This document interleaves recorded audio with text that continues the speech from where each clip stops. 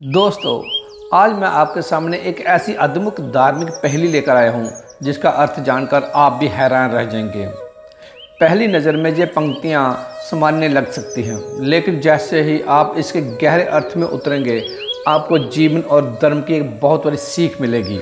जरा सोचिए, शब्द है नारी पर नारी छड़ी, नर को पकड़ो हाथ, नर पर नर चढ़ो, नारी जोड़े हाथ। ये पंक्तियाँ सिर्फ पहेली नहीं है, बल्कि इनमें छुपा सनातन संस्कृति का गूढ़ संदेश। जैसे ही हम शब्दों को सुनते हैं मन में कई सवाल उठते हैं। आखिर नारी पर नारी कैसे चढ़ सकती है? नर किसे पकड़ रहा है? और क्यों नर पर नर चढ़ने पर नारी हाथ जोड़ती है? यही रहस्य हमें बार बार सोचने पर मजबूर करता है कि भारतीय संस्कृति में हर बात के पीछे कोई ना कोई गहरा संकेत छुपा होता है।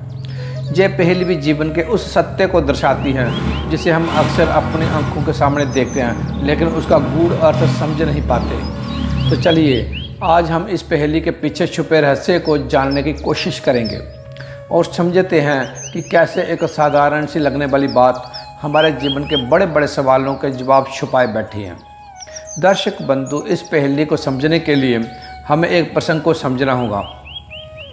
तो चलिए कथा को आरंभ करते हैं, लेकिन आगे बढ़ने से पहले आपको बता दें कि गरुड़ पुराण में कहा गया है कि कथा हो जहाँ सीख अगर बीच में छोड़ दिया जाता है तो वो पाप की श्रेणी में आता है। तो आपसे निवेदन है कि वीडियो को अंत तक पूरा देखें, और अगर आप एक सनातनी हैं तो वीडियो को लाइक करके चैनल को सब्सक्राइब जरूर कर लें। तो चलिए कथा शुरू करते हैं। बहुत प्राचीन समय की बात है। एक गाँव था घोलपुर, जहाँ विश्वकर्मा नाम एक विद्वान और धर्मात्मक ब्राह्मण रहा करते थे। उनकी कीर्ति दूर दूर तक फैली हुई थी। वे बड़े भक्ति भाव से कथा कहते और जहाँ जहाँ भी उनकी कथा का आयोजन होता वहाँ भक्तों की भीड़ उमड़ पड़ती। दूसरे गांवों के ब्राह्मण भी बड़े श्रद्धा भाव से आयोजन कराते और पंडित विश्वकर्मा को सम्मानपूर्वक आमंत्रित करते। विश्वकर्मा जी कथा ऐसे भाव से सुनाते कि सबसे सामान्य जन भी उसे सहजता से समझ जाते। लोगों के बीच वो सरल भाषा में कथा कहते ताकि हर किसी के मन में धर्म की बात गहराई से बैठ जाए। वही जब विद्वानों के बीच होते तो शुद्ध संस्कृति में संवाद करते। उनकी वाणी में इतनी मधुरता और आकर्षण था कि लोग घंटों तक मंत्रमुग्ध होकर कथा सुनते रहते। यही कारण था कि उनकी कथा स्थल पर हजारों की भीड़ जुड़ जाती थी। वे कभी 2-4 दिन की कथा नहीं करते थे। उनकी कथा सप्ताह भर चलती थी और कई बार विस्तार से सुनाने में 40 दिन तक भी लग जाते थे। चातुर्मास तक कथा के माध्यम से वो लोगों को धर्म की गहराई में ले जाते। सैकड़ों पंडितों का जीवन को पार्जन भी पंडित विश्वकर्मा जी की कथा आयोजन से होता। उनकी ख्याति इतनी फैल चुकी थी कि वे दूर दराज के नगरों में भी कथा कहने जाने लगे। लेकिन पंडित जी की एक विशेष बात ये थी, वे कभी भी राज दरबार की ओर रुख नहीं करते। उन्हें राजाओं की चापलूसी करना बिल्कुल पसंद नहीं था। वे भली भांति जानते थे कि राजा जबरन उनके दरबार में रख सकते हैं और अपनी प्रशंसा करने के लिए बातें कर सकते हैं, इसीलिए वे राज दरबार से सदा दूरी बनाए रखते। एक बार पंडित विश्वकर्मा जी कथा कहने एक अन्य राज्य के गांव में गए। कथा समाप्त होने के बाद वे वहीं एक अत्यंत साधारण और गरीब ब्राह्मण के घर ठहरे। उस ब्राह्मण की एक सियानी बेटी थी जो बड़ी श्रद्धा भाव से पंडित जी की सेवा करती। वही उन्हें प्रेम पूर्वक भोजन कराती और पूरे आदर के साथ सेवा में लगी रहती। एक सप्ताह में वो कन्या पंडित जी के तेज और विद्वत्ता से इतनी प्रभावित हो गई कि एक दिन लोक लाज छोड़कर अपने पिता से बोली, पिताजी, मेरे मन में अब कोई संकोच नहीं रहा। पंडित विश्वकर्मा जी मेरे तन मन में बस गए हैं। आप सब समझ ही रहे हैं, मुझे और कुछ कहने की आवश्यकता नहीं है। पिता ने आश्चर्य से कहा, बेटी, ये कैसी बात कर रही हो? ये तो ऐसा रोग है जिसका इलाज कोई वैद्य भी नहीं कर सकता। पंडित विश्वकर्मा जी इतने बड़े विद्वान हैं, वे तुम्हारे जैसी साधारण और गरीब कन्या से विवाह करने की सोच भी नहीं सकते। और मैं यदि उनके सामने ये प्रस्ताव रखूँगा तो लोग मेरा उपहास करेंगे। बेटी, मैं क्यों अपना अपमान कराऊँ? कन्या ने गंभीरता से उत्तर दिया, पिताजी, आप ही कहते हैं कि वे विद्वान हैं, फिर आप ही कहते हैं कि वे प्रस्ताव सुनकर हंसी उड़ाएंगे। क्या यही विद्वान का लक्षण है? विद्वान को अमीर गरीब से कोई मतलब नहीं होना चाहिए।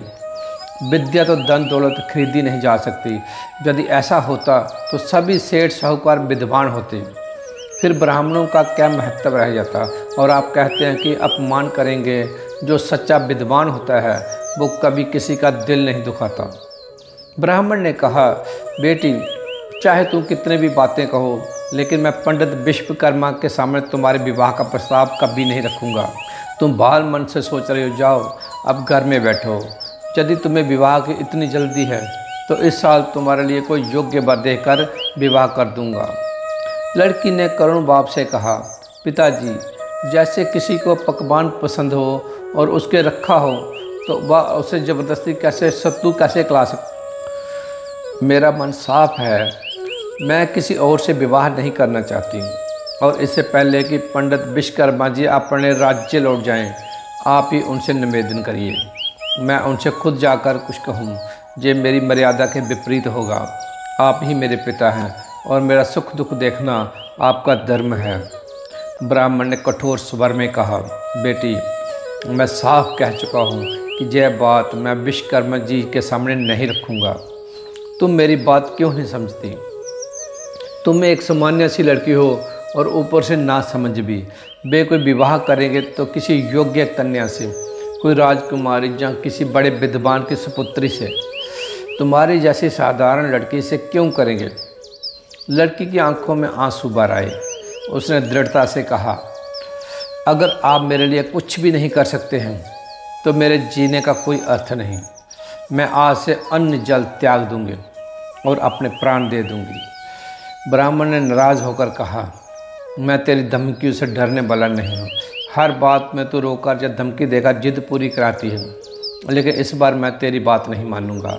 मर भी जाएगी तब भी ये बात मैं विश्वकर्मा जी के सामने नहीं रखूँगा। वैसे भी तू रोज़ कोई ना कोई परेशानी देती रहती है। पिता बेटी की ये भी बहस चल रही थी और उन्हें पता नहीं था कि बाहर विश्वकर्मा पंडित खड़े होकर सब कुछ सुन रहे हैं। उन्होंने आगे बढ़कर कहा, अरे भाई क्यों आप दोनों आपस में झगड़ रहे हो? झगड़ा मत करो, आप दोनों को शांति रखनी चाहिए। ब्राह्मण घबरा गया, बाहर हाथ जोड़कर बोला, पंडित जी ये लड़की मुझे बहुत परेशान कर देती है। रोज़ कोई ना कोई ऐसी मांग कर देती है जिससे मेरा सिर ही दुखने लगता है। विश्वकर्मा पंडित मुस्कुराकर कहा, बहुत अच्छा करती है। बेटी अपने माता पिता से नहीं कहेगी तो किससे, बाहर वाले से कहेगी। बेटी की बातों को हल्के में नहीं लेना चाहिए। बेटियां बड़े भाग्य से जन्म लेती हैं। उनकी खुशी में ही पूरे घर की सुख शांति छिपी होती है। ये मैं ही नहीं, हमारे शास्त्र भी कहते हैं कि बेटियां साक्षात लक्ष्मी स्वरूपा होती हैं। बेटियां गरीब या अमीर नहीं होती, बल्कि वे तो घर का भाग्य होती हैं। बताइए ना, आखिर ये झगड़ा किस बात पर हो रहा था? आपकी बेटी आपसे क्या चाहती है? ब्राह्मण ने सिर झुकाकर कहा, पंडित जी इसकी इच्छा ही कुछ ऐसी है जो हमारी हैसियत से बाहर है। ये तो खुद अनपढ़ है, लेकिन इसकी चाहत बहुत ऊंची है। अब कैसे कहूँ कि आपसे विवाह की इच्छा रखती है। इसे समझ में नहीं आता कि आप कितने बड़े विद्वान हैं और ये आपकी तुलना में कुछ भी नहीं है। विश्वकर्मा पंडित गंभीर होकर बोले, आप अपनी बेटी का अपमान कर रहे हैं। आप ब्राह्मण हैं और फिर भी इतनी तुच्छ सोच रखते हैं। क्या आप नहीं जानते कि हर स्त्री अपने आप में गुणों की खान होती है? भगवान ने नारी को कभी भी कमज़ोर या मूर्ख नहीं बनाया। वो पुरुष से अधिक बुद्धिमान, साहसी और सहनशील होती है। घर की मान मर्यादा स्त्री से ही होती है। यदि घर में नारी ना हो तो पुरुष केवल देह मात्र रह जाता है। उसे शील और मर्यादा नारी ही सिखाती है। आपकी बेटी की इच्छा कोई अनुचित नहीं है। यदि वो मुझसे विवाह करना चाहती है तो मैं इसके निर्णय का सम्मान करूंगा। ये मेरा सौभाग्य होगा कि ये देवी मेरी अर्धांगनी बनोगी। ब्राह्मण भावुक होकर बोले, महाराज आप तो इतने बड़े विद्वान हैं, फिर भी मुझ जैसे गरीब को इतना सम्मान दे रहे हो। विश्वकर्मा पंडित ने मुस्कुराते हुए कहा, जो सच्चा विद्वान होता है वो सबको सम्मान देता है। उसके लिए कोई छोटा या बड़ा नहीं होता। वो सबके सुख दुख का ध्यान रखता है। वही सच्चा ब्राह्मण और ज्ञानी है। आप अपनी बेटी की इच्छा को पूर्ण करने की व्यवस्था कीजिए। जब हम इस गांव से लौटेंगे तब उसका हाथ पकड़कर साथ ले जाएंगे। ये बात ब्राह्मण की बेटी घर के भीतर से सुन रही थी। उसकी आंखों में आंसू थे, लेकिन इस बात खुशी के। बचपन से उसकी यही कामना थी कि उसका विवाह किसी सच्चे विद्वान से हो, और आज भगवान ने उसकी मुराद पूरी कर दी थी। ब्राह्मण भी अब प्रसन्न था कि उसकी बेटी का विवाह एक महान विद्वान से हो रहा है। उसे इस बात का थोड़ा खेद भी था कि उसने बेटी की बात खुद आगे बढ़कर क्यों नहीं की। कथा का समापन हुआ और लौटते समय पंडित विश्वकर्मा ने उस ब्राह्मण की बेटी से विधि पूर्वक विवाह कर लिया और उसे अपने साथ लेकर अपने गांव लौट गया। पंडित जी के पास किसी चीज़ की कोई कमी नहीं थी। ये जमानों से उन्हें इतना कुछ मिल जाता कि रखने की जगह भी नहीं बचती। वे ज़रूरत का सामान खुद कम रखते और बाकी सब कुछ दान कर देते थे। लेकिन जब उनकी पत्नी आई तो उन्होंने घर की सारी जिम्मेदारियां उसे सौंप दी कि अब जब सब कुछ किस प्रकार उपयोग में लाना है। ब्राह्मणी घर में आ तो गई थी, लेकिन पंडित जी के पास घर में ठहरने का समय ही नहीं था। महीने में मुश्किल 1 या 2 दिन ही घर में रहते थे, लेकिन उनकी पत्नी समझदार और कुलीन नारी थी। वो अपने पति की मजबूरियों को भली भांति समझती थी और संयम से घर संभालती थी। गांव में पंडित जी की बहुत इज्जत थी। जब वे बाहर होते तो गांव वाले उनकी पत्नी की पूरी देखभाल करते। ये स्वाभाविक भी था, क्योंकि पंडित जी ने सबकी मदद की थी। उनकी पत्नी भी किसी को खाली हाथ नहीं लौटाती थी, अन्न वस्त्र सब बांटा करती थी। इस संसार में हर मनुष्य का किसी न किसी से कोई न कोई स्वार्थ जुड़ा होता है। लोग भी अपने अपने स्वार्थ के लिए मित्रता करते हैं। विवाह भी किसी न किसी उद्देश्य से ही होता है। स्वार्थ छोटा हो या बड़ा, लेकिन जब तक वो पूरा होता रहता है संबंध बने रहते हैं। जैसे ही स्वार्थ के विपरीत कुछ होता है, वहीं से मनमुटाव शुरू हो जाते हैं। ना कोई जन्म से मित्र होता है, ना दुश्मन। ये सब स्वार्थ के ही रिश्ते हैं। पंडित जी का स्वभाव ऐसा था कि कोई उनका दुश्मन नहीं था, सब उनसे प्रेम रखते थे। इसलिए वे निश्चित होकर महीनों बाहर रहते और फिर लौटते। समय बीतता गया। देखते देखते 8 साल गुजर गए, लेकिन पंडित जी के काल कोई संतान नहीं हुई। आसपास की महिलाओं के घरों में कई बच्चे हो गए थे। एक दिन पड़ोसों ने ब्राह्मणी से कहा, बहन आप पंडित जी पर थोड़ा दबाव डालो, सिर्फ पूजा पाठ से कुछ नहीं होगा। आखिर ये धन दौलत किसके लिए जोड़ रहे हैं जब घर में कोई संतान ही नहीं है। अब प्यार से नहीं, सख्ती से बात करो। कई बार स्त्रियाँ ढोलक जैसी होती हैं, खुद तो चुप रहती हैं, लेकिन जब पड़ोसन कान में कुछ कह देते तो नगाड़े की तरह बजने लगती हैं। ब्राह्मणी ने ठान लिया कि अब मेरी चुप्पी की भी सीमा पूरी हो गई है। पंडित जी इस शांति का बहुत लाभ उठा रहे हैं। इस बार जब आएंगे तो मैं साफ साफ सब कुछ कहूँगी और उन्हें समझा दूँगी इस तरह की भावनाएं भी कुछ चीज़ होती हैं। जैसे ही 2 दिन बाद ब्राह्मण घर लौटे, ब्राह्मणी ने अपना रुख बदल दिया। हर बार की तरह जब पंडित जी आते थे तो ब्राह्मणी दौड़कर उनके चरण स्पर्श करती थी, उनका झोला उठाकर भीतर ले जाती थी, पैर धोकर पीतल के परात में उन्हें शुद्ध करती थी, फिर गुड़ और ठंडा पानी देती थी, ताज़ा भोजन बनाकर खिलाती थी और जब तक पंडित जी विश्राम करते तब तक पंखा झोलती रहती थी। लेकिन इस बार उसने चरण स्पर्श किए, ना झोला उठाया, ना पैर धोए और ना ही उनसे कुछ बात की। पंडित जी ने उसकी ये बदली हुई दिशा देखी और धीरे से बोले, भाग्यवान, आज तुम्हें क्या हो गया है? मुझसे नाराज़ क्यों हो? कोई भूल हुई तो बताओ, मैं कैसे जानूं? तुम्हारा उदास चेहरा देखकर मेरा मन बहुत दुखी हो गया है। जब तक बोलोगे नहीं, मैं घर में कदम नहीं रखूँगा। ये कहकर वे बाहर निकल आए। तब ब्राह्मणी ने भावुक होकर कहा, आप सब समझते हो मगर अनजान बनने का नाटक कर रहे हो। मैं ही मूर्ख थी जो आप जैसे कठोर हृदय वाले से विवाह का निश्चय कर बैठी। आपने मुझे सिवा दुख के और कुछ नहीं दिया। पंडित जी ने आश्चर्य से कहा, अरे देवी, आप ये कैसी बातें कर रही हो? मैंने तो हमेशा आपके भले की ही सोची है, कभी भी धन वस्त्र गहनों की कमी नहीं होने दी। ब्राह्मणी ने आंखों में आंसू भरकर कहा, इन चीज़ों से किसी सच्ची पत्नी का मन नहीं भरता, उसे तो बस पति का स्नेह चाहिए। लेकिन आपने कभी मुझे वो प्यार दिया ही नहीं। लगता है आप कहीं और भी बसे हुए हैं, वहाँ अपना समय बिताते हो और जहाँ बस दिखावे के लिए आ जाते हो।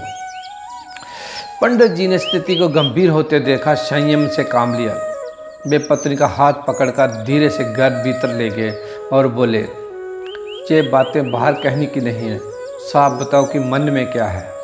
तुम मेरी अर्धांगिनी हो, मुझसे संकोच मत करो। ब्राह्मणी बोली, 8 साल हो गए हमारे विवाह को, अब तक कोई संतान नहीं हुई। देखिए पड़ोस की स्त्रियों को, उनके तो 4-4 बच्चे हो गए हैं। बिना बच्चे के घर सूना सूना लगता है। कल जब हम बूढ़े हो जाएंगे तो कौन देखभाल करेगा। पंडित जी ने गहरी सांस लेकर कहा, भाग्यवान, मुझे लगता है कि किसी ने तुम्हारे मन में ये बात डाली है। तुम्हें भगवान पर भरोसा करना चाहिए, समय आएगा तो औलाद भी होगी। ब्राह्मणी बोली, मैं आपसे रोक नहीं बाहर जाने से, मगर मेरी एक प्रार्थना है, जब घर आओ तो कम से कम 1 माह तो हमारे साथ रहो। पंडित जी मुस्कुराए और बोले, अब मैं समझ गया हूँ कि मेरी भी गलती रही है। मैं वचन देता हूँ कि अब 6 माह घर में रहूँगा, 6 माह बाहर कथा सेवा करूँगा। जहाँ पर अगर कभी बाहर जाऊँ तो 1 माह बाद फिर घर पर ही रहूँगा। अब तो संतुष्ट हो, अब तो विश्वास हो गया कि मैं कहीं और नहीं जाता। ब्राह्मणी की आंखों में पश्चाताप के आंसू आ गए। बोली, मुझे क्षमा कर दो, मुझसे भूल हुई है, मुझे ऐसी बातें नहीं करनी चाहिए थी, लेकिन मैं भी एक नारी हूँ, दूसरों की बातों में आ गई, आगे से सावधान रहूँगी। ब्राह्मण ने मुस्कुराते हुए बोला, भाग्यवान, तुम दुखी मत हो, तुम्हारा गुस्सा मुझे अच्छा लगा। आज पहली बार मुझे ये एहसास हुआ कि मेरे घर में मेरी पत्नी भी है। सच में मैं बहुत प्रसन्न हूँ। वो नारी ही क्या जो कभी ना रूठे, वो पति कैसा जो अपनी रूठी पत्नी को न मनाए। इस तरह प्रेम भरी बातें करते हुए ब्राह्मणी ने ब्राह्मण की सेवा की, उसके चरण पखारे, प्रेम पूर्वक भोजन परोसा और स्नेह से उनकी थकान मिटाई। ब्राह्मण के जीवन में अब परिवर्तन आ गया। वे अपना अधिक से अधिक समय अपनी पत्नी को देने लगे। कुछ ही समय में ईश्वर की कृपा से ब्राह्मणी ने एक पुत्र को जन्म दिया। दोनों के जीवन में आनंद और पूर्णता का वातावरण बन गया। पुत्र के जन्म के बाद ब्राह्मणी ने कहा, अब आप चाहो फिर से कथा प्रवचन के लिए नगर नगर जा सकते हो। लेकिन ब्राह्मण ने मुस्कुरा कर कहा, मैंने जो संकल्प किया है वही उचित है। तुम्हारे प्रति जो मेरा धर्म और जिम्मेदारी है उसे मैं अनदेखा नहीं कर सकता। अब मैं जीवन पर इसी नियम के अनुसार रहूँगा। हर पल नियम बदलना उचित नहीं। ब्राह्मणी प्रसन्न होकर बोली, ये तो बहुत उत्तम विचार है, जैसा आप उचित समझो वैसा ही करो। इस तरह प्रेम और समझदारी के साथ उनके दिन सुख शांति से बीतने लगे। उधर जिस राज्य में धौलपुर गांव था, उस राज्य का नाम बलरामपुर था। वहाँ का राजा बीरबल नया नया गद्दी पर बैठा था। बीरबल के पिता का निधन अचानक ही हो गया था, जिससे राजकुमार बीरबल को गद्दी संभालनी पड़ी। बीरबल को राज्य चलाने का अनुभव नहीं था, इसलिए वह अपने मंत्री जटायु के निर्देशों पर चल रहा था। लेकिन जटायु एक कपटी और लालची मंत्री था। उसकी नज़र सिंहासन पर थी। असल में राजा बीरबल के पिता की मृत्यु भी जटायु की ही चाल का परिणाम था।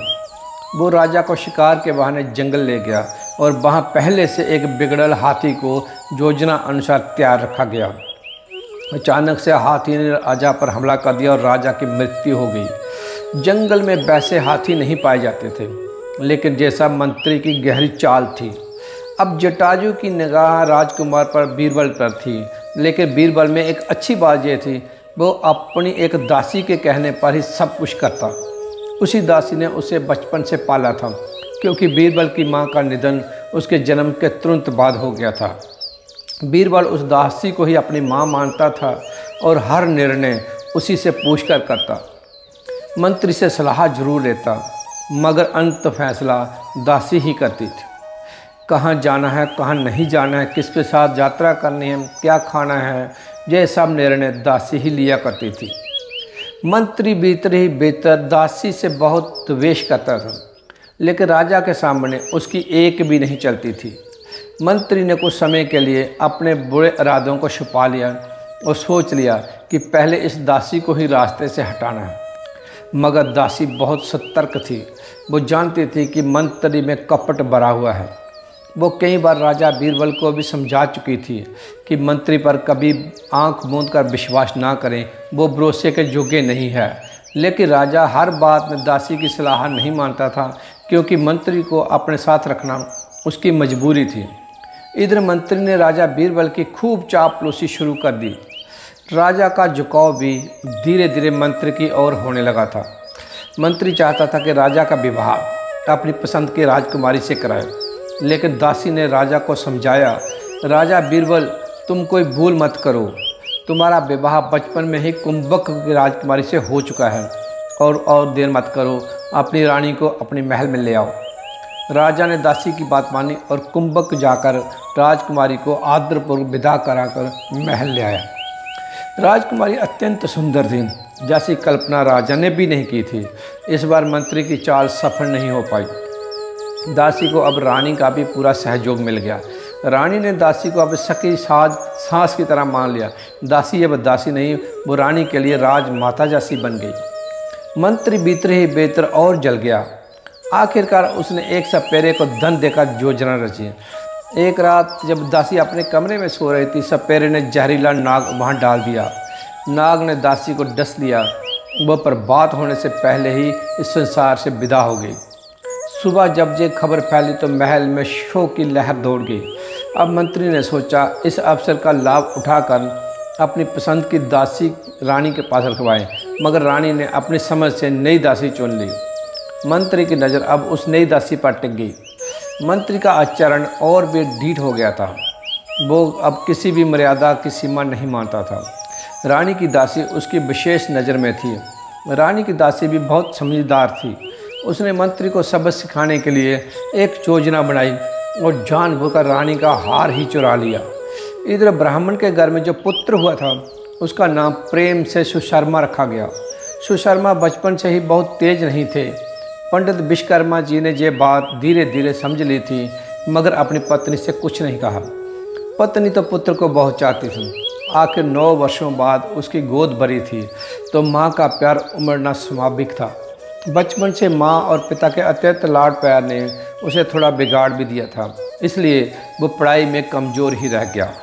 ब्राह्मण ने बेटे की शिक्षा का भार पत्नी पर डाल दिया और कहा, तुम इसे पढ़ाओ, जबकि वे जानते थे कि पत्नी स्वयं शिक्षित नहीं थी। पत्नी ने भी विनम्रता से कहा, आप मुझे मूर्ख बना रहे हैं, ये सब जहाँ सच में भूल कर रहे हैं, मैं भला इसे कैसे पढ़ा सकती हूँ। आप इसे शिक्षित करो और अपने जैसा बनाओ। ये आपका पुत्र है और आपके जैसा ही तेजस्वी होना चाहिए। फिर ब्राह्मण ने सुशर्मा को गुरुकुल भेज दिया। 4-5 वर्षों बाद गुरुजी ने पंडित विश्वकर्मा को बुलाया और कहा, महाराज, आपके पुत्र में शिक्षा प्राप्त करने के लक्षण ही नहीं हैं। मैं पूरी कोशिश कर चुका हूँ, लेकिन ये कुछ सीख ही नहीं पाता। अब आप इसे घर ले जाइए और स्वयं ही प्रयास कीजिए। विश्वकर्मा जी पुत्र को घर ले आए और गुस्से में बोले, अरे मूर्ख, तू किस पर गया है, कुछ समझ में नहीं आता। तुझे तो बस कागज और मिट्टी का ही ज्ञान रहेगा। पत्नी ने मुस्कुराकर कहा, साफ साफ क्यों नहीं कहते कि ये अपनी माँ पर गया है, आखिर अनपढ़ तो मैं ही हूँ। ब्राह्मण ने शांत स्वर में कहा, भाग्यवान, मैंने ऐसा कब कहा कि ये तुम्हारा नहीं है। ये मेरा ही पुत्र है और इसमें कुछ गुण मेरे भी होंगे। तुम माँ हो, तुम्हारा धर्म था इसे जन्म देना, लेकिन दोष और गुण तो पिता से ही आते हैं। ब्राह्मणी ने आहत होकर कहा, तो आप ये कहना चाहते हैं कि मैंने इसे पड़ोसियों से मिलकर जन्म दिया है। ब्राह्मण से सिर हिलाकर कहा, अरे भाग्यवान, मेरा तो कुछ भी बोलना व्यर्थ है। अब तो तुम्हारे मुंह से सिर्फ क्रोध के ही शब्द निकल रहे हैं। बिना सोचे समझे कैसी बातें कर रही हो। ब्राह्मणी बोली, आप चुप रहकर अपनी जिम्मेदारियों से मुक्त नहीं हो सकते। पुत्र को शिक्षित करना आपका कर्तव्य है। ब्राह्मण ने पूरी निष्ठा से अपने पुत्र को पढ़ाने का भरपूर प्रयास किया, लेकिन सुशर्मा के भाग्य में शिक्षा का ज्ञान ही नहीं था। वो जन्म से ही मंद बुद्धि था। क्या किया जा सकता था। अब वो 16 वर्ष का हो चुका था। ब्राह्मणी के मन में अब विवाह की चिंता घर करने लगी। एक दिन उसने कहा, पुत्र को शिक्षित तो नहीं कर सके, लेकिन अब इसका विवाह करा दो, जहाँ इसे कुंवारा ही रखोगे। ब्राह्मण ने प्रेम पूर्वक कहा, भाग्यवान, नाराज मत हो, मैं विवाह की व्यवस्था कर दूंगा। उन्होंने अपने एक मित्र से कहा, मेरे बेटे के लिए अच्छी कन्या देखो। मित्र बोला, पंडित जी, लड़की बाहर क्या देखनी, मेरी ही बेटी आपके बेटे के लिए सर्वश्रेष्ठ है। जब मित्र की सहमति मिल गई तो पंडित विश्वकर्मा ने देर नहीं की और शीघ्र ही विवाह करा दिया। बहू विदा होकर घर में आ गई, मगर जैसे ही वह घर आई उसे समझ में आ गया कि उसका पति बुद्धिहीन है, ना पढ़ा लिखा है, ना कोई समझदारी रखता है। उसका विवाह एक निकम्मे पुरुष से हुआ है। सुशर्मा की पत्नी के पिता ने तो यही समझकर विवाह किया था कि विश्वकर्मा के खानदान में तो कई पीढ़ियों से विद्वान ही होते आए हैं और समय पंडित विश्वकर्मा का नाम तो दूर दूर तक प्रसिद्ध था। लेकिन उन्हें क्या पता था कि इस कुल में अब एक मंतने संगति ने जन्म लिया है।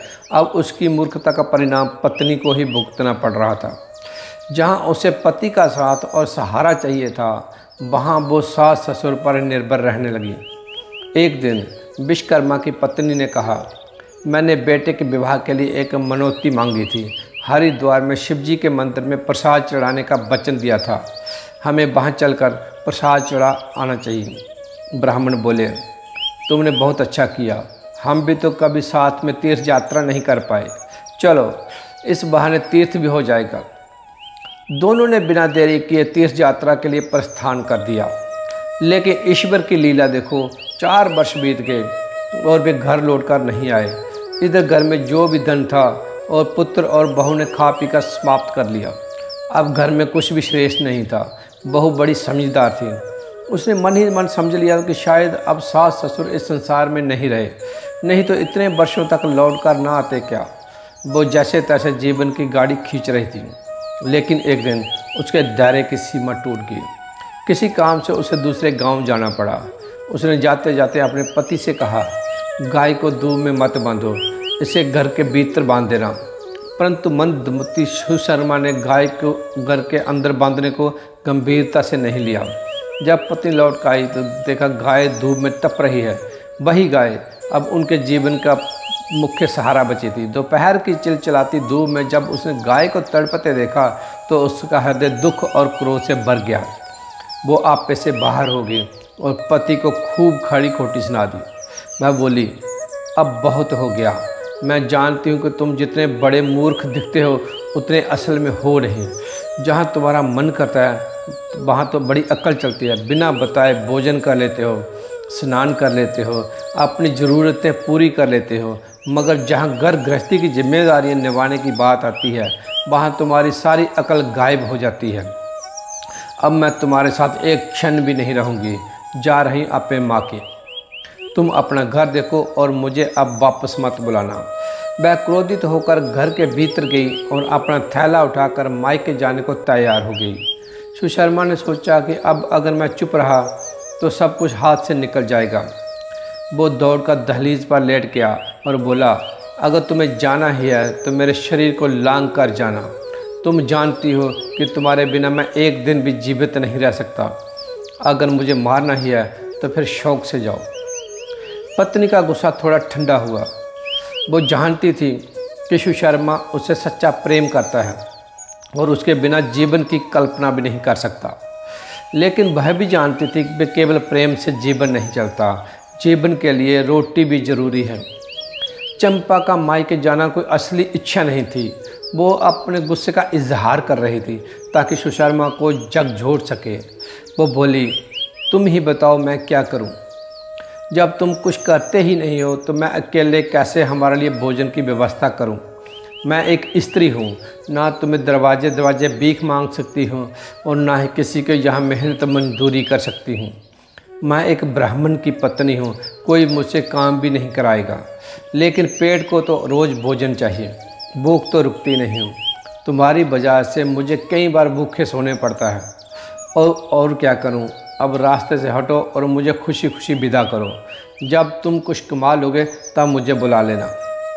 सुशर्मा ने विनम्र हो कहा, कह दिया ना कि मैं तुम्हें एक क्षण भी अपने से अलग नहीं कर सकता। अब तुम कहीं नहीं जाओगी, बल्कि तुम ही मेरा मार्गदर्शन करोगी। जो तुम कहोगी मैं वही करूँगा। तुम ठंडे दिमाग से सोचो और बताओ कि मैं क्या करूँ जिससे घर की गरीबी दूर हो सके। मैं जानता हूँ कि मेरे पिता ने मेहनत से कमाया हुआ धन सबको बांट दिया। अगर उन्होंने कुछ बचा कर रखा होता तो आज हम इस हालत में ना होते। पत्नी ने गहरी सांस ली और कहा, अब इन बीती बातों को छोड़ो। जो चला गया वो लौट कर नहीं आता। असली बात यह है कि तुम पढ़े लिखे नहीं हो, इसलिए कथा व्रत नहीं सुना सकते। तुम्हें कोई पंडित भी नहीं मानता, मगर मेरे मन में एक उपाय है। तुम ज्योतिष बन सकते हो, इसके लिए पढ़ा लिखा होना जरूरी नहीं। मैं जैसा कहूँगी तुम्हें वैसा ही करना पड़ेगा। अगर तुम्हें आनाकानी की जहाँ आलस दिखाया तो याद रखना, ये जोला कभी भी माइक के लिए उठ सकता है। सुशर्मा ने दृढ़ता से कहा, अब मैं कभी भी तुम्हें शिकायत का मौका नहीं दूंगा। मैं वही करूंगा जो तुम कहोगी। आज से तुम सिर्फ मेरी पत्नी नहीं, मेरी गुरु भी हो। तुम्हारी ये बात मेरे लिए बहुत बड़ी शिक्षा बन गई है। मैं अब संभल गया हूँ। सच कहूँ तो मैंने कभी सोचा ही नहीं था कि तुम मुझे छोड़कर भी जा सकती हो, लेकिन अब मुझे समझ आ गया है कि बताओ मुझे क्या करना है। स्त्री ने शांत भाव से कहा, तुम्हें 1 माह तक मौन रहकर गांव से बाहर सुबह शाम देवी माँ के मंदिर में पूजा करनी है। वैसे भी तुम देवी के स्थान पर जाते हो, मगर अब मेरे कहे अनुसार जाना होगा। सुशर्मा ने दीन भाव से कहा, भाग्यवान, मैं तुमसे बात किए बिना नहीं रह सकता। मुझ पर इतना कठोर मत बनो। पत्नी मुस्कुराकर बोली, मैंने कब कहा मुझे बात मत करो। तुम मुझसे तो बात कर सकते हो, लेकिन गांव में किसी और से नहीं। और मुझसे भी तभी बात करोगे जब घर के अंदर अकेले होंगे। बाहर किसी के सामने कुछ नहीं कहना। सुशर्मा बोला, ये मुझे मंजूर है। पत्नी ने फिर दृढ़ता से कहा, तो कल सुबह से ही अपना कार्यक्रम शुरू कर दो। लेकिन एक बात हमेशा याद रखना, अगर कोई गलती करोगे तो मैं सच में तुम्हें छोड़कर चली जाऊंगी और फिर कभी वापस नहीं आऊंगी। ब्राह्मण ने करुण भाव से कहा, भाग्यवान, अब मुझे जीते जी मत मारो। मैं हर बात मान रहा हूँ, फिर बार बार क्यों डरा रही हो।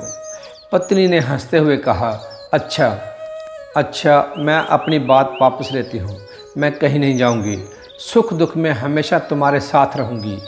ब्राह्मण ने राहत की सांस ली और कहा, अब मैं सच में बहुत खुश हुआ। दूसरे ही दिन से सुशर्मा ने देवी माँ के मंदिर में मौन होकर पूजा शुरू कर दी। मंदिर जाते वक्त किसी से भी कोई बातचीत नहीं करता। यदि कोई पूछता तो इशारे में ही बता देता कि उसने मौन धारण किया है। गांव के लोग सोचते, ये तो वही मूर्ख सुशर्मा है, अब नया कोई ढोंग कर रहा है। रात को जब वो घर लौटता तो पत्नी उसे धीरे धीरे कुछ विशेष बातें ज्योतिष विद्या से संबंधित सिखाती। उसकी पत्नी के पिता स्वयं ज्योतिष के जानकार थे। उन्हीं से पत्नी ने विद्या पाई थी। पत्नी जानती थी कि ज्योतिष भी एक प्रकार का अभ्यास और समझौता का खेल है। अब इस विद्या को पति के सहारे आजमाना चाहती थी। एक दिन गांव की एक स्त्री ने चंपा से पूछा, बहन, ये सुशर्मा पंडित रोज मौन होकर देवी माँ की पूजा किस लिए कर रहे हैं। पत्नी ने मुस्कुराकर कहा, बहन, बात बड़ी गुप्त है। एक रात देवी माँ स्वप्न में आई और कहा, यदि सुशर्मा पंडित 1 माह तक मौन रहकर भक्ति भाव से पूजा करे, वो ज्योतिष के महान विद्वान बन सकते हैं। अब 1 माह बाद देखना, मेरे पति मूर्ख नहीं रहेंगे, बल्कि कालिदास की तरह विद्वान बन जाएंगे। मगर बहन, ये बात किसी से मत कहना। वो स्त्री वैसे तो सुनते वक्त बोली, किसी से नहीं कहूँगी, लेकिन उसका स्वभाव था कि कोई भी बात ज़्यादा देर तक छुपा नहीं सकती थी। पहले तो सोचती रही कि छुपा लूँ, लेकिन अंत में वह अपने से ना रोक सकी और गांव की दूसरी महिलाओं को भी ये खबर सुना दी। फिर वही सिलसिला चल पड़ा। एक ने दूसरी से कहा, दूसरी ने तीसरी से कहा। इस तरह पूरे गांव में ये खबर फैल गई कि सुशर्मा पंडित पर देवी माँ की विशेष कृपा हो गई है। अब वो ज्योतिष शास्त्र के प्रकांड में विद्वान बनने वाला है।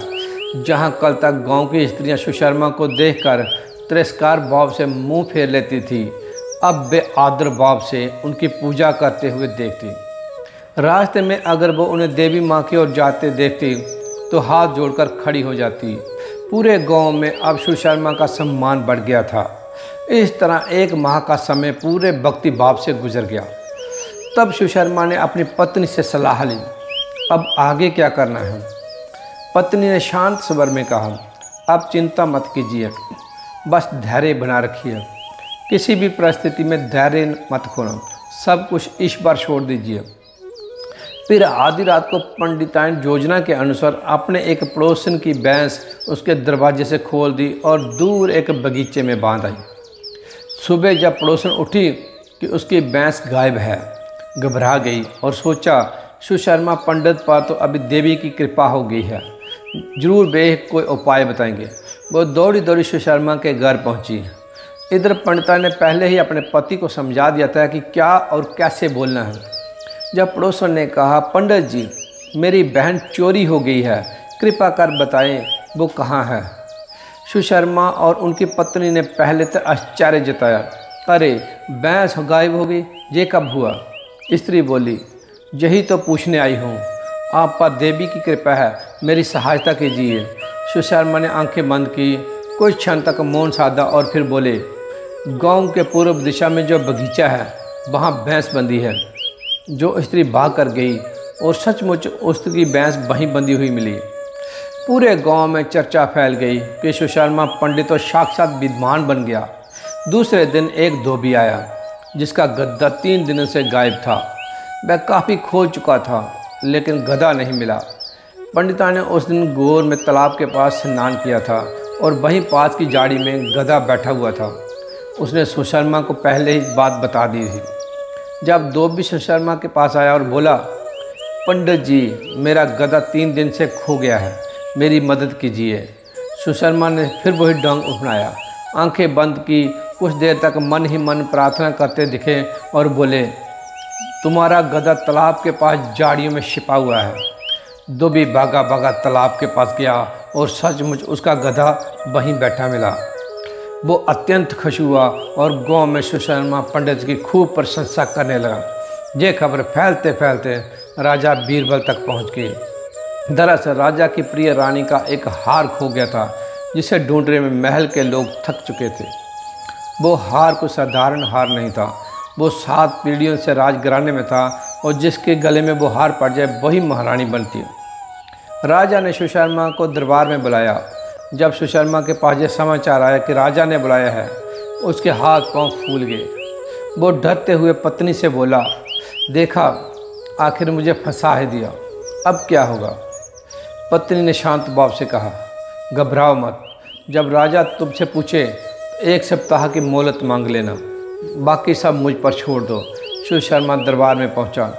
राजा ने स्वागत किया और कहा, आजकल तुम्हारी बहुत चर्चा सुन रहा हूँ, लोग कहते हैं कि तुम बहुत ज्योतिष हो गए हो। सुशर्मा ने सिर झुकाकर कहा, महाराज ये सब देवी माँ की कृपा है, मुझ में अपनी कोई शक्ति नहीं है, उन्हीं की दया से सब कुछ संभव हो पाया है। राजा ने गंभीर होकर कहा, मेरी महारानी का हार खो गया है। साधारण होता तो मैं चिंता न करता, पर ये हार हमारे वंश का गौरव है, इसे वही पहनती है जो महारानी होती है। अब तुम बताओ वो हार कहाँ है? बताने वाले को राज दरबार में ऊंचा स्थान मिलेगा और नहीं बता पाए तो दंड निश्चित है। मंत्री बोला, 100 कोड़े लगाने के बाद फांसी चढ़ा दिया जाएगा। सुशर्मा के मन में भय सजा गया कि कहाँ आकर फंस गए, लेकिन उन्हें अपनी पत्नी पर पूरा भरोसा था। उन्होंने हाथ जोड़कर कहा, महाराज ऐसे कार्य में समय लगता है, देवी को प्रसन्न करने के लिए साधना करनी पड़ती है, मुझे 1 सप्ताह का समय दीजिए। चोर को मैं पाताल से भी ढूंढ कर लाकर आपके चरणों में खड़ा कर दूंगा। मंत्री व्यंग्य करते हुए बोला, और अगर भागने की कोशिश की तो मैं भी तुम्हें पाताल से ढूंढ निकालूंगा, अब फांसी चढ़ा दूंगा। और सुना है तुम्हारी पत्नी बड़ी सुंदर है, उसे जीवन भर महाराज की दासी बनकर रहना पड़ेगा। ब्राह्मण को लगा कि जहाँ तो राजा से ज़्यादा मंत्री की चल रही है। वो घर लौटकर सारी बात पत्नी को बताई। पत्नी ने बड़े धैर्य से कहा, आप तनिक भी चिंता मत करो, सब अच्छा होगा, बस देवी माँ पर भरोसा रखो। उधर सच्चाई ये थी कि रानी का हार रानी की ही दासी ने चुरा लिया था। जब उसने सुना कि सुशर्मा पंडित अब स्त्रीक ज्योतिष कर रहे हैं तो डर गई। वो रात में सुशर्मा के घर आई और बोली, पंडित जी हार मैंने चुराया है, लेकिन मेरा मकसद मंत्री को फंसाना है। उसमें बेचारी मंत्री ने मेरी बहन के साथ पाप किया था और विरोध करने पर मेरे पिता और बहन को दोनों मरवा दिया। वो सुंदर स्त्रियों का लालची है और आपकी पत्नी को भी नहीं छोड़ेगा। इसलिए मैं चाहती हूँ कि आप मेरी मदद करें ताकि मेरा बदला पूरा हो सके और आपकी इज्जत भी सुरक्षित रहे। पत्नी ने दृढ़ स्वर में कहा, बहन जैसा तुम चाहती हो वैसा ही होगा, पर तुम्हें एक काम करना पड़ेगा, हार को किसी तरह मंत्री के घर तक पहुंचाना होगा। दासी बोली, वो हार मैं मंत्री की पत्नी के तकिए में रख चुकी हूँ, कल ही घोषणा कर दो। अगले दिन सुशर्मा राज दरबार पहुँचा और हाथ जोड़कर बोला, महाराज, देवी माँ मुझ पर प्रसन्न हो गई है और हार का पता बता दिया है, आज्ञा हो तो बताऊं। मंत्री व्यंग्य से बोला, सोच समझकर बताना। सुशर्मा बोला, मैं पूरी सोच समझ से ही कहूँगा, मैं किसी से नहीं डरता, चाहे कोई धमकी दे या आंख दिखाए। सुशर्मा बोला, महाराज, आप आर के बेविचारी और दुराचारी मंत्री नहीं चुराया है। राजा क्रोधित होकर बोले, ब्राह्मण, क्या तुम पागल हो? ये मंत्री हमारे सबसे विश्वसनीय है, तुम उन्हें कैसे दोषी ठहरा सकते हो? सुशर्मा बोला, महाराज, ये देवी माँ का कथन है, मैंने कुछ नहीं जोड़ा, आप सत्य की जांच करिए, देवी माँ का वचन कभी झूठा नहीं होता। राजा बोले, यदि ये बात गलत निकली तो तुम्हें फांसी दी जाएगी। सुशर्मा ने सिर झुकाकर कहा, और यदि सत्य निकली तो राजा बोले, तो मंत्री को फांसी दी जाएगी। राजा स्वयं मंत्री के साथ हार की जांच करने निकले। मंत्री रास्ते भर सुशर्मा से कहता जा रहा था, तेरी तो फांसी तय है और तेरी पत्नी मेरी दासी बनेगी। महल पहुंचकर मंत्री की पत्नी को देखा गया और सच में वही हार वहाँ से निकला। मंत्री का चेहरा पीला पड़ गया। राजा ने तुरंत मंत्री को गिरफ्तार कर लिया। सुशर्मा ने राजा से कहा, महाराज, मंत्री आपके विरुद्ध बहुत बड़ा षड्यंत्र कर रहा था, वो आपकी गद्दी हटाने की योजना में था और आपके पिता की हत्या भी उसी ने करवाई थी। राजा ने मंत्री से कठोरता से पूछा तो मंत्री ने सारी सच्चाई कबूल कर ली। राजा ने तुरंत उसी के घर में फांसी दिलवा दी और सुशर्मा पंडित को अपना राजगुरु और सलाहकार नियुक्त कर लिया। ब्राह्मण और उसकी पत्नी के लिए राजमहल में रहने और खाने पीने की उत्तम व्यवस्था कर दी।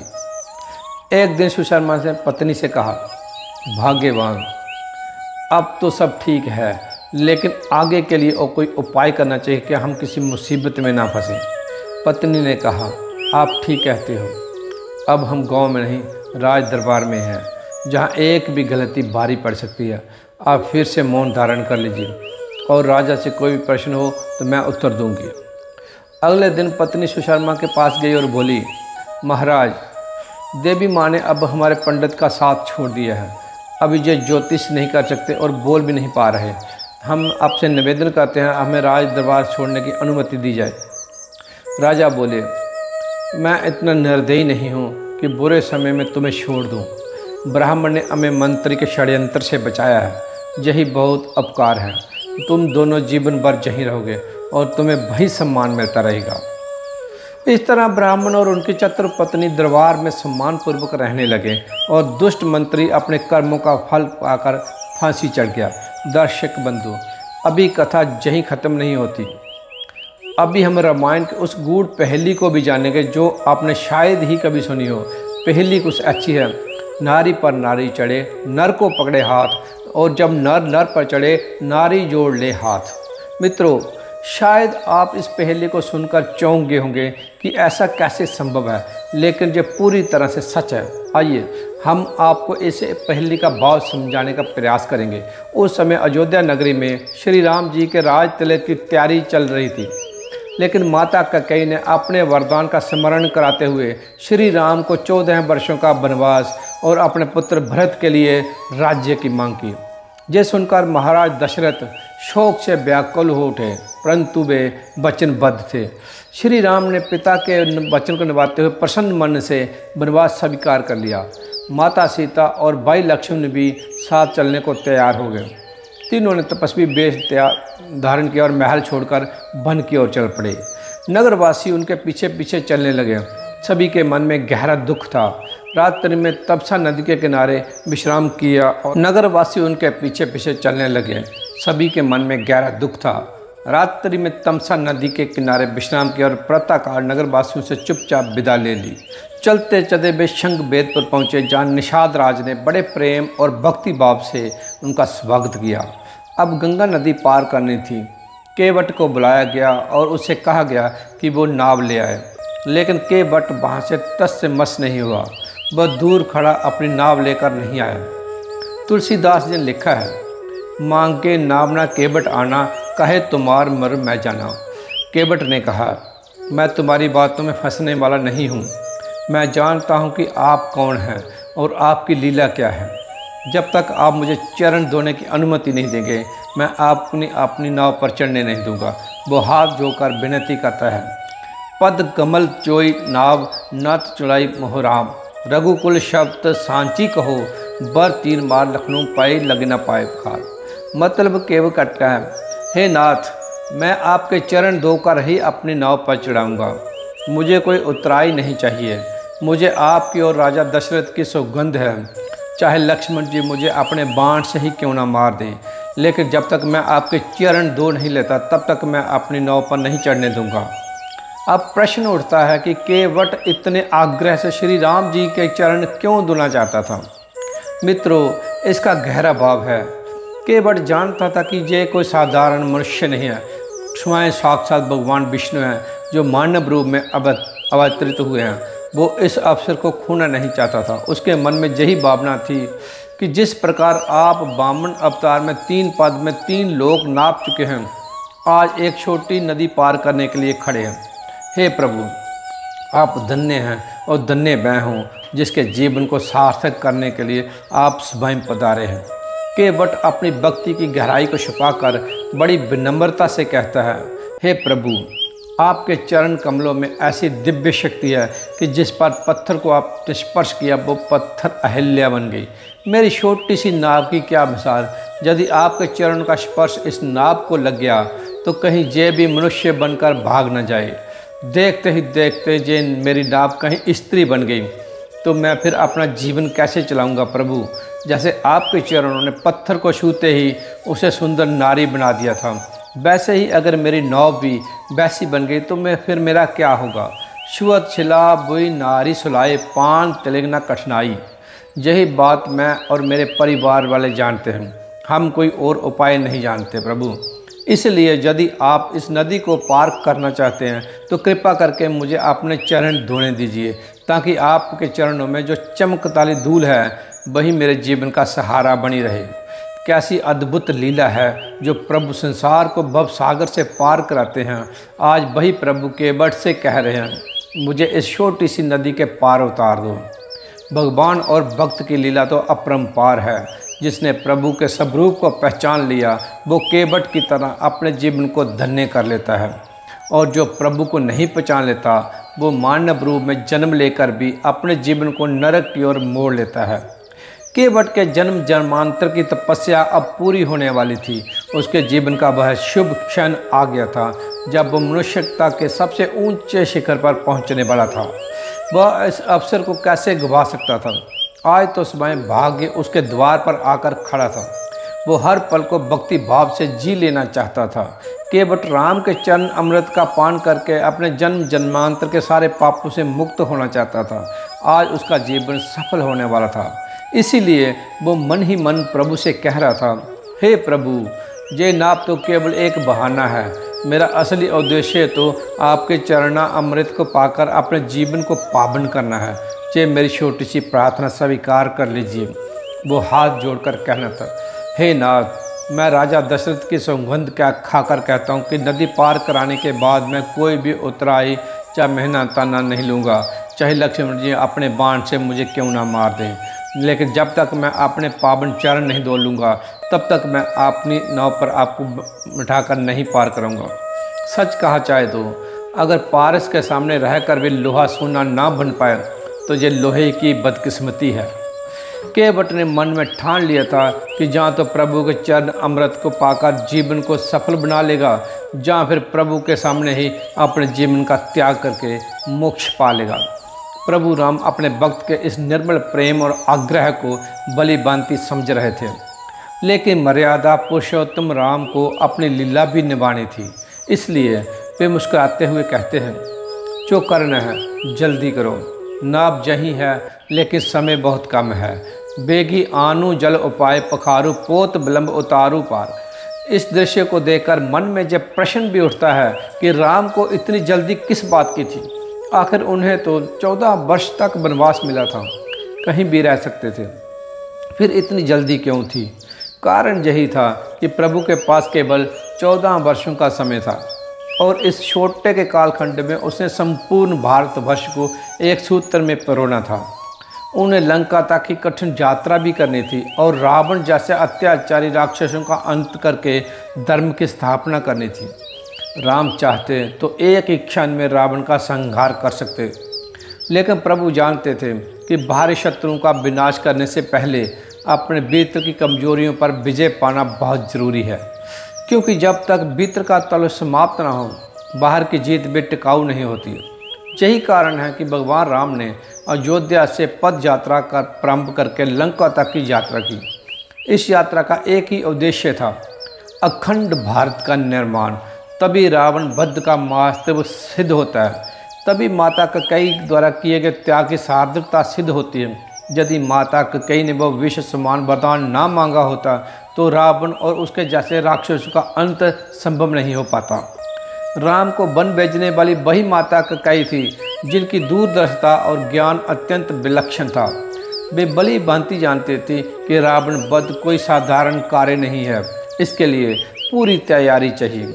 माता कैकेयी जानती थी कि यदि श्री राम को राज्य सिंहासन से बांध दिया गया तो राक्षसों के आतंक से भारतीय संस्कृति को भारी नुकसान होगा।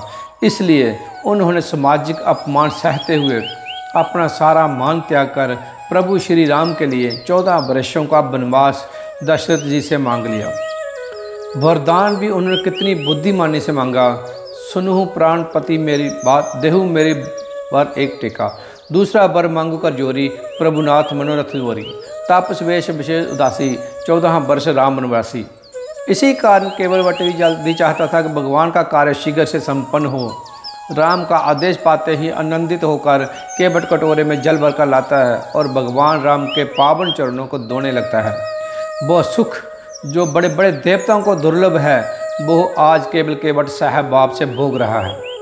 फिर माता सीता भगवान राम का हाथ पकड़कर नाव पर चढ़ जाती है। यहाँ वही दिव्य रहस्य है, नारी पर नारी चढ़े, नर को पकड़े हाथ। नौ भी नारी रूप है, केवट की नाव, और सीता माता स्वयं नारी रूप है जो भगवान राम का हाथ पकड़कर उस नाव पर चढ़ती हैं। इस प्रकार नारी पर नारी चढ़ी और नर ने पकड़ा हाथ। अब आपको इस पहेली का पता अच्छे से लग गया होगा। नदी पार करने के बाद जब भगवान राम उताराई देना चाहते हैं तो केवट हाथ जोड़कर कहते हैं, हे नाथ, आज मुझे अपनी मौत दे दिया जिसकी मैंने कभी कल्पना भी नहीं की थी। मेरे जन्म जन्मांतर के सारे पाप कट गए। आज मेरा ये मनुष्य जीवन सफल हो गया। बार बार श्री राम, लक्ष्मण और सीता माता के आग्रह करने पर भी केवट उतराई लेने को तैयार नहीं होता। जाते जाते उसकी एक और अभिलाषा जाग उठती है। बड़ी विनम्रता और चतुराई से कहते हैं, हे प्रभु, विधाता ने आज मुझे सब कुछ दे दिया है, अब मुझे कुछ भी नहीं चाहिए। हाँ, यदि आप सचमुच मुझे कुछ देना चाहते हैं तो जब वनवास से वापस आओगे तो तब मुझे दे दीजिएगा। ये कैसी अद्भुत लालसा है, यह पुण्य दर्शन की प्यास है। केवट ने अपने प्रेम में भगवान राम को बांध लिया है। अब भगवान राम उसके आरणी हो गए हैं। उन्हें वापस आकर भक्त के प्रेम आरण को चुकाना ही होगा। प्रभु को अपने भक्त की अभिलाषा पूर्ण करनी पड़ेगी। तो दोस्तों, इस तरह से पहली लाइन का अर्थ निकलता है, नारी पर नारी छड़ी, नर को पकड़े हाथ। जहाँ नारी केवट की नाव है और माता सीता जो स्वयं नारी स्वरूप है और भगवान श्री राम नर हैं जिनके हाथ पकड़कर माता सीता केवट की नाव पर चढ़ती हैं। अब दोस्तों, हम दूसरी लाइन का अर्थ बताते हैं। दूसरी पंक्ति है, नर पर नर चढ़े तब नारी जोड़े हाथ। वृंदावन की हर सुबह राधा रानी और भगवान श्री कृष्ण के पावन नाम से जपती थी। ग्वाल बाल और भगवान श्री कृष्ण प्रतिदिन गौ माता को चराने ले जाते थे। बांसुरी की मधुर धुन बजाते और अपनी बाल लीलाओं में मगन रहते हैं। एक दिन की बात है, श्री कृष्ण अपने प्रिय सखा सुदामा और अन्य ग्वाल बालों के साथ गेंद खेल रहे थे। खेलते खेलते सुदामा की गेंद दूर जाकर काली धार में गिर गई, वही स्थान जहाँ विशाला काली नाग निवास करता था। सुदामा रोते हुए जिद करने लगा, मुझे मेरी गेंद चाहिए, वही प्यारी गेंद। बाल बाल डर गए। बलराम बोले, सुदामा, वो कालिया नाग है, वहाँ कोई नहीं जाता। लेकिन श्री कृष्ण मुस्कुराकर बोले, डरो मत, मैं लाऊंगा तुम्हारी गेंद। आज कालिया के विष को शांत करना ही होगा। श्री कृष्ण ने बिना डरे काली धाम में छलांग लगा दी। जल के भीतर गहरा अंधकार था और विशाली धाराएं बह रही थी। नदी की गहराई में कालिया नाग अपने विशाल फनों के साथ कुंडली मारे बैठा था। भगवान श्री कृष्ण को देखकर कालिया नाग गरज कर बोले, कौन है यह बालक जो मेरे जल में उतरने की हिम्मत कर रहा है? श्री कृष्ण मुस्कुराकर बोले, मैं वृंदावन का वासी हूँ, यशोदा का लाल हूँ, नंद बाबा का लाडला हूँ। श्री कृष्ण मेरा नाम है। तूने इस निर्मल जमुना के जल को विष से भर दिया है। अब समय आ गया है कि तेरे अहंकार को समाप्त किया जा सके। ये सुनकर कालिया नाग क्रोधित होकर बोला, तू एक छोटा बालक है, मुझसे युद्ध करेगा, मैं तुम्हें डस लूँगा और तेरा अस्तित्व मिटा दूँगा। श्री कृष्ण बोले, आओ देखूं कितना विष है तेरे पास और कितनी शक्ति है मेरे प्रेम की। फिर दोनों में भयानक युद्ध प्रारंभ हो गया। कालिया अपने विशाल फनों से श्री कृष्ण को लपेटने लगा। जल में बड़ी हलचल मच गई। वृंदावन में सभी लोग चिंतित हो उठे, कृष्ण कहाँ है? तभी जल के ऊपर अद्भुत दृश्य दिखाई दिया। भगवान श्री कृष्ण कालिया नाग के फनों पर नृत्य कर रहे थे। जैसे ही उनके चरण पड़ते, कालिया नाग का विष नष्ट होता जा रहा था। श्री कृष्ण मुस्कुराते हुए बोले, अब तेरा घमंड समाप्त हो चुका है। यह जमुना मेरी है, ये प्रेम की धारा है, विष की नहीं। कालिया नाग थक चुका था और हार मानकर अपनी पत्नी और सहित भगवान श्री कृष्ण के चरण पकड़ लिए। उसकी पत्नियां करुणा भरी वाणी में बोली, प्रभु ये अज्ञानी है, इसे क्षमा कर दीजिए, आप तो करुणा के सागर हैं। कालिया भी हाथ जोड़कर कहने लगा, हे प्रभु, मैं नहीं जानता था कि आप स्वयं विष्णु हैं। मेरे अहंकार ने मेरी आंखों पर पर्दा डाल दिया था, मुझे क्षमा कर दीजिए, मैं अभी ये स्थान छोड़ देता हूँ। भगवान श्री कृष्ण बोले, जाओ कालिया, इस जमुना को शुद्ध करो। जहाँ प्रेम होता है वहाँ अहंकार टिक नहीं सकता। भव सागर में भी तुम्हें मेरी शरण मिलेगी। कालिया ने प्रभु को प्रणाम किया और समुद्र की ओर प्रस्थान कर गया। जमुना जी का जल अब निर्मल और पावन हो गया। दोस्तों, कालिया नाग नर था, भगवान श्री कृष्ण भी नर। जब श्री कृष्ण नृत्य कर रहे थे तो कालिया नाग की पत्नियां जो नारी थी हाथ जोड़कर प्रभु से प्रार्थना कर रही थी, प्रभु इसे क्षमा कर दीजिए।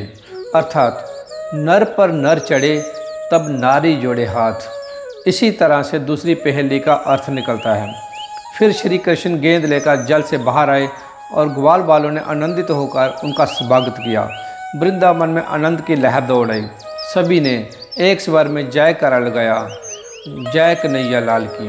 दोस्तों, ये कथा हमें सिखाती है कि जहाँ अहंकार होता है वहाँ अंधकार होता है, लेकिन जहाँ प्रेम और भक्ति होती है वहाँ भगवान स्वयं प्रकट हो जाते हैं। श्री कृष्ण ने यह रहस्य सिद्ध कर दिया कि वे केवल बालक नहीं हैं बल्कि साक्षात भगवान हैं जो हर जीव का उद्धार करने के लिए धरती पर आते हैं। दोस्तों, ये पहेली आपको कैसी लगी एक प्यारा सा कमेंट ज़रूर करिएगा, और अगर आपको ये वीडियो अच्छा लगा हो तो कृपया इसे लाइक, शेयर और चैनल को सब्सक्राइब करना मत भूलिएगा। जय श्री कृष्ण, राधे राधे।